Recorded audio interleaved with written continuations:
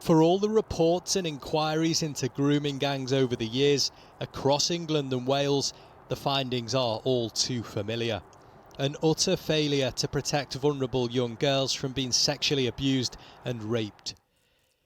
In Rochdale, an acknowledgement came in 2013 that children were left at the mercy of gangs. There were many failings for these young people over many years, absolutely.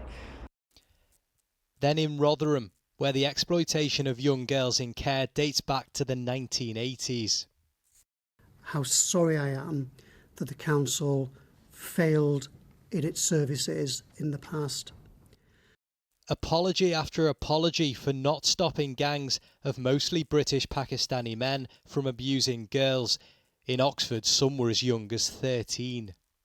We know we didn't stop this quickly enough, and there's nothing we can say that will change that. Recently, Oldham has been at the centre of the grooming debate reignited by Elon Musk. A local review there in 2022 laid bare the failings of the council and the police. We as Greater Manchester are deeply sorry that they went through what they did. And in Telford, it was the children rather than perpetrators often blamed. I want to say very clearly that we are sorry. We're sorry for failing to adequately protect. Yet some victims of these scandals point to another place, Bradford, as a key link in grooming networks. Once one's got your number, they've all got it. So basically it's like a lottery, a postcode lottery. Elizabeth, not her real name, was 14 when her abuse started in Rotherham. She was later trafficked to Bristol by men from Bradford. It is organised crime, it's an organised network, and these guys had come from Bradford. Guaranteed, every person that has been sexually exploited will come into touch with people from other towns and cities. When we talk about the scale of grooming, how do you think Bradford compares to the other places that have been investigated, like Rotherham, for example? I think if they open that Pandora's box in Bradford, it's going to be on a huge scale that they'll not be able to control.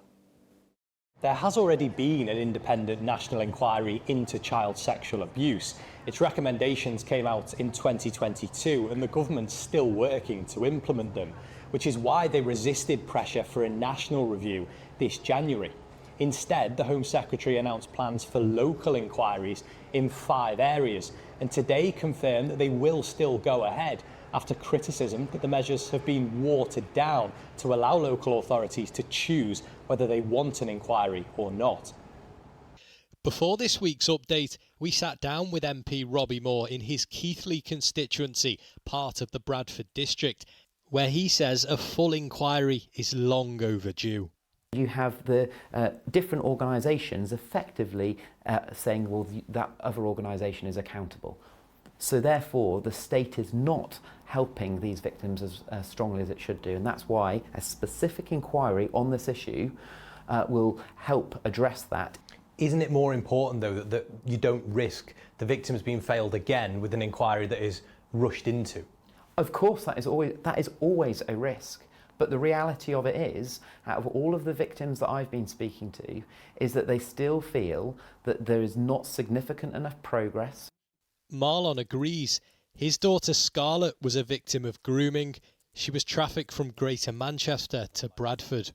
One of my concerns are around this grooming, when you start looking at these areas, and also the areas where girls are being taken to Bradford, they all appear to be Labour-run councils, which really, really concerns me that the government are not going to do an inquiry into any of these areas, including Bradford. Why are you allowing councils to mark their own homework? Well, child sexual exploitation, grooming gangs, these are the most vile crimes. Sadly, there's been a lot of misinformation, including party political misinformation, but we're increasing support for local inquiries, starting with Oldham's independent inquiry that's taking place. We've got a national audit underway, and crucially, most important of all, we're increasing the police investigations into this vile crime alongside stronger laws. So there could still be a local inquiry in Bradford, although the council there doesn't think one is necessary. It says it's previously investigated grooming in the area and is now focused on practical and meaningful action rather than paying someone to write another report. The pain is still raw, and they need to know who knew about this, who was responsible. Though for the social worker who helped expose the Rotherham grooming scandal, inquiries done properly can bring about closure.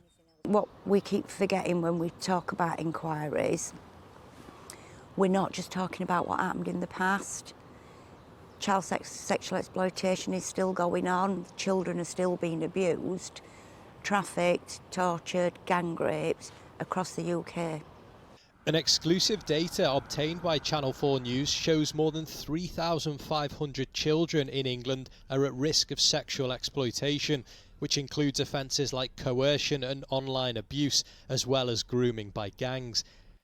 The full extent of the grooming scandal may never be known. Without further inquiries, though, some survivors fear they'll never get proper answers and proper accountability.